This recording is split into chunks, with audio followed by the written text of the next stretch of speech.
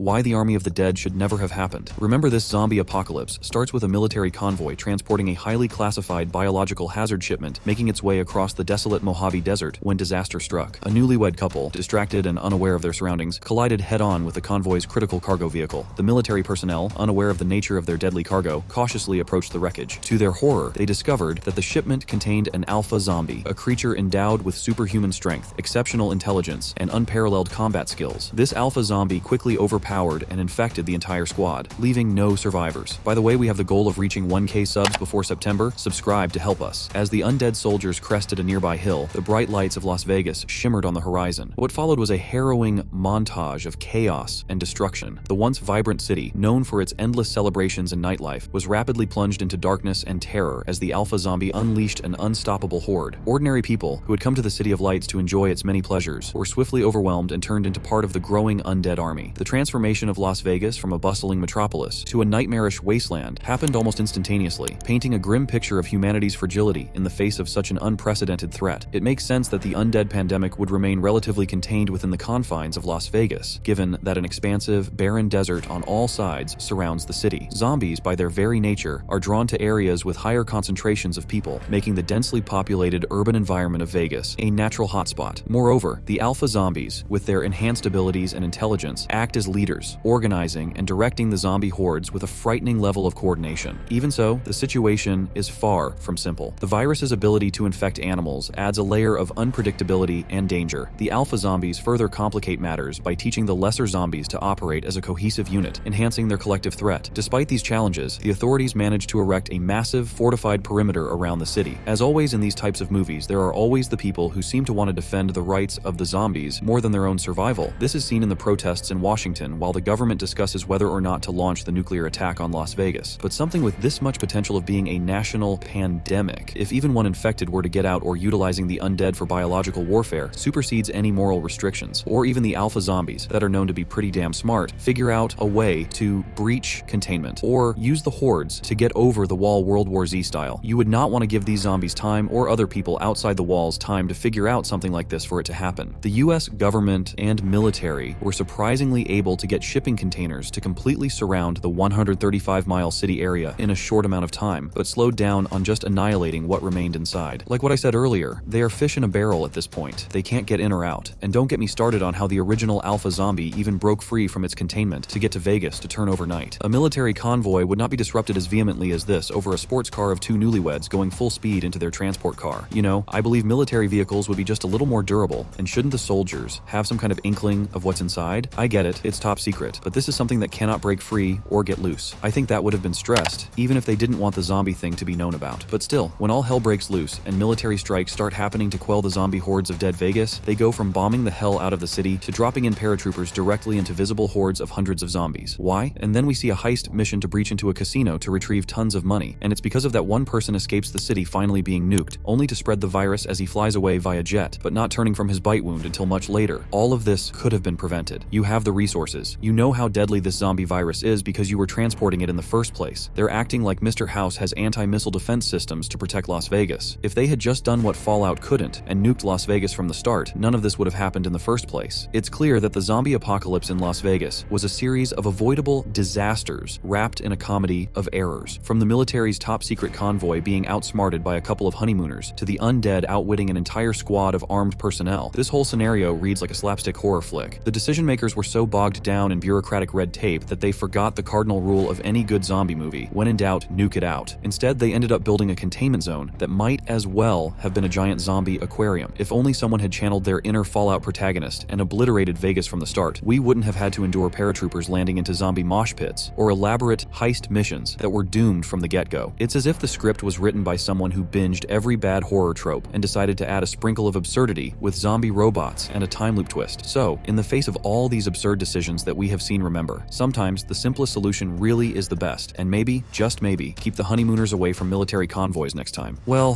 what do you think? Do you like this type of video commenting on movies? I read you in the comments.